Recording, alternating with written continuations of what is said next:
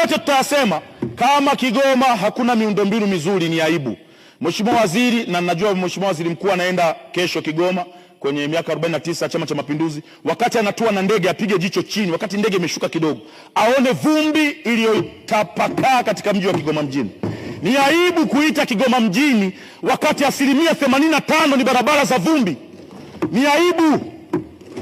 Kwa nini mnatufanyia hivi? Kwa sababu kiuhalisia kabisa, sisi mkitutumia kama kitovu, hii nchi itapunguza tozo nyingi sana za ajabu ajabu mtaani, kwa sababu tutaleta pesa. Hizo pesa zitasababisha mpunguze tozo nyingi. TRA tozo walizonazo, mfanyabiashara akilipa tozo zote anafilisika. Hata Baresa kama atalipa zote kwa pamoja atafilisika. Kwa ni lazima tuwe na vyanzo ambavyo vitasaidia kuwapunguzia mzigo wafanyabiashara.